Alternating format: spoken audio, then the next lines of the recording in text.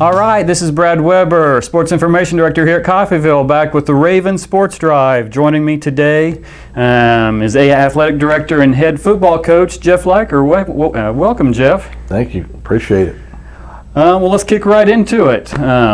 NJCA postponed some fall sports.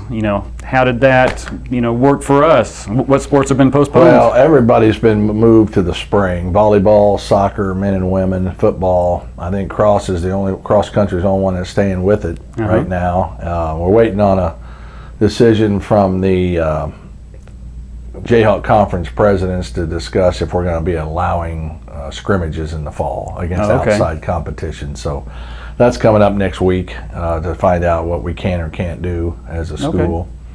But everybody's got their kids, they're out practicing. We're just kind of training, but we're really not preparing for anybody in particular right now. So okay, so you're just kind of hitting the practice fields in the fall, allowed so many practice dates, I'm assuming, and stuff in the fall? Yeah, I mean, everybody gets pretty much a 60 consecutive day window to get what work you want done. And if you're out of that window, it's the 8 hours a week in the off season, so to speak. And so we've been football-wise, we've been in the weight room, and other sports have been in the weight room as well that aren't practicing yet. So we're going to try to kick off football-wise September 15 and go to November 15. So we're leading up to that with weight workouts, conditioning, trying to just get an idea of who we got. It's got to feel a little bit like the Twilight Zone, not knowing what's going on and doing stuff in the fall that you're not used to. It's strange. I mean, it's nothing we've ever done, I mean, I don't think anybody's ever in our lifetime ever had to flip seasons and pack it all into one spring. It's going to be a pretty wild and woolly spring next year, but for sure, to get the seasons in, I mean, we're trying to do the right thing. And I think, most of our folks, and all of our folks probably should say, are being safety oriented, taking temperatures, checking and asking questions on the kids on symptoms and things like that, and in order to try to have a season, trying to do things right. And that's why NJCAA moved it back in order to have a season and try to maybe push it back a little farther, where you see some of the 4 years that they're just dropping football together for a year. I'm just hoping the high schools continue, especially around here. Yeah. With that moving everything like that to the spring, that's going to make for an awful busy spring, I'd guess. When are some of those sports, starting up in the spring? Well, basketball kick off in January. Okay. Normally they're November. Yeah. So you're talking really push them back, and that'll carry on into April instead of March. So the end of the season will be pushed back a little bit as well. Yeah. And then volleyball kind of is another one that would be a fall sport that's kicked into January. Okay. Men's and women's soccer are more early March. Football, trying to work some of the warmer weather. Yeah, football will be starting at practice March 1, but we can actually start games about the 25th, 26th, somewhere in there, 27th, something like that. And it'll take us beyond graduation, actually. Yeah, if I saw the schedule, you had a couple, 2 to 3 games after graduation there in May. And then, golf and some of the track and those kind of baseball, softball, those things that are normally in the spring are pretty much on a normal schedule.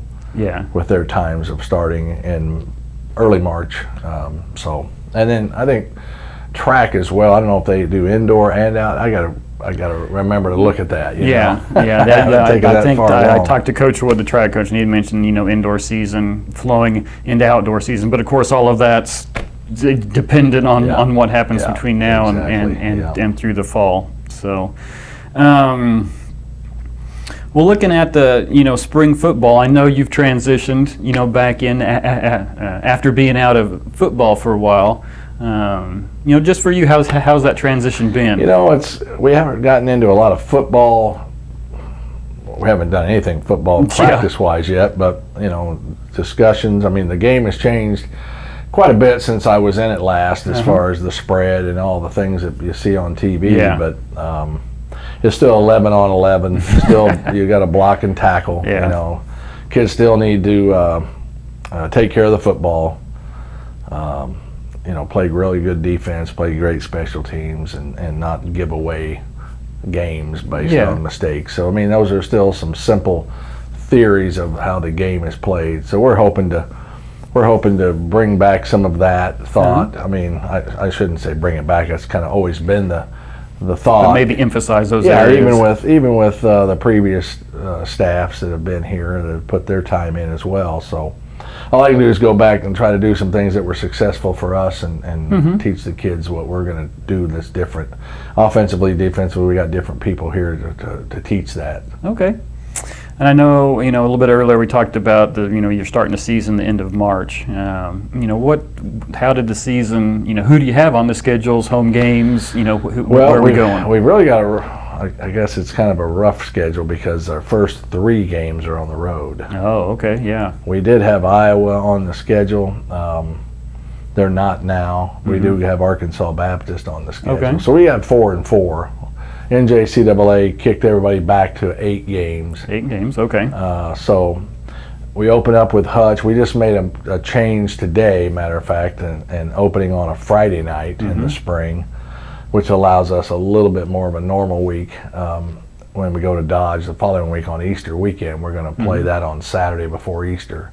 Okay.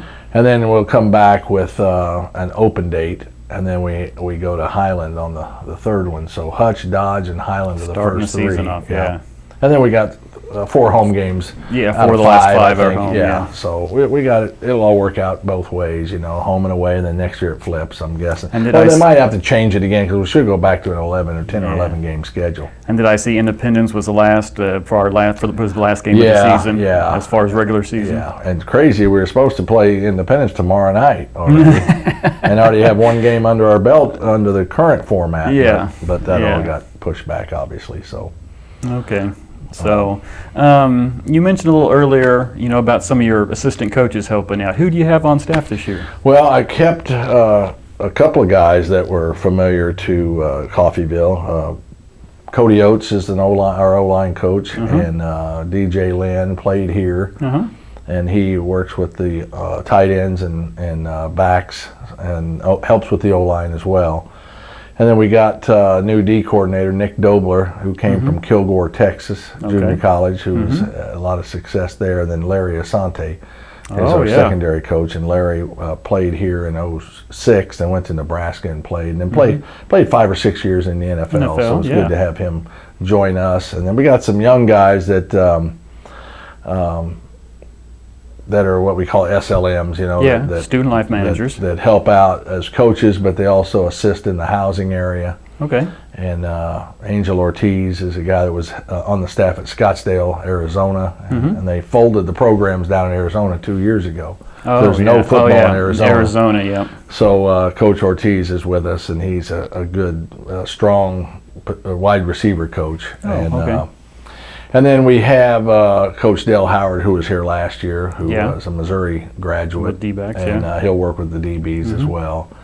And got a couple others we're still trying to put in before we get going here in a few weeks. The whole COVID thing's kind of thrown some curves. It's kind of backed us up a little bit on the other 2 guys we've got coming.